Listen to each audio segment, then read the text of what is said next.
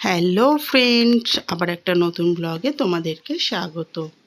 আজকে তোমাদেরকে ঘুরে দেখাবো আমাদের ছাদ বাগানটা।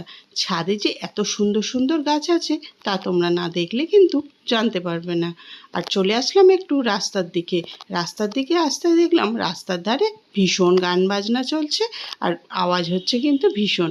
আজকে ছিল লাস্ট সোমবার, তাই কিন্তু রাস্তা দিয়ে এগুলো সারাদিনই যাচ্ছিল আর ভীষণ জোরে জোরে কিন্তু গানও চলছিল। আমাদের বাড়ির নিচে আবার কিছুক্ষণ তারা দাঁড়িয়ে পড়লো।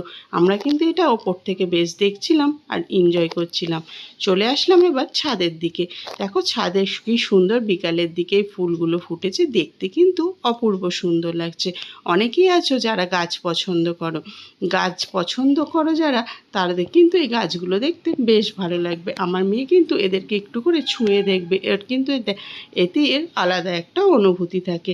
এই গাছের পাতাটা দেখো দুটো কালারের বা তিনটে কালার মিলে কিন্তু হয়, আবার একটু লাল লালও হয়।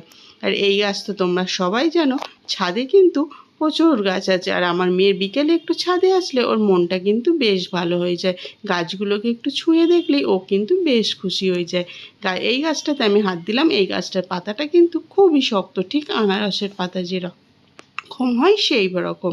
আর এখানে একটা গাছ আছে দেখো, ঠিক আমাদের কানের মতো, এটা কিন্তু ভীষণ শক্ত। গাছগুলো দেখতে আর গাছগুলো ছুঁয়ে দেখতে কিন্তু খুবই ভালো লাগে।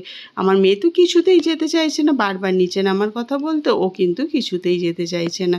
আর আমি টুকটুক করে একটু করে ভিডিওগুলো তোমাদের সঙ্গে শেয়ার করছি। আর ছাদ থেকে কিন্তু বাইরের দৃশ্যগুলো আরও সুন্দর লাগে। বাইরের যে বিকেলের সুন্দর একটা ভিউ, সেটা কিন্তু তোমাদেরকেও একটু দেখিয়ে দিলাম। মেয়েটা এই পাতাতে অনেকগুলো কুঁড়ি ধরেছে, কিন্তু সে এগুলো তুলবে বলছিল, আমি কিন্তু ওকে কিছুতেই তুলতে দিলাম না। আর ছাদ থেকে চারি সাইডের ভিউটা দেখো কত সুন্দরই না লাগছে। আমার মাহি একটা ঘুড়ি দেখে বলছে এই ঘুড়িটা আমি নেবো, কিন্তু তা কী করে সম্ভব হয়, তাই না? আর চারি সাইডটা দেখো কতটা সুন্দর, বিকেলের এই সুন্দর মনোরম আবহাওয়া আর এই সুন্দর দৃশ্য কিন্তু দেখতে খুবই ভালো লাগে।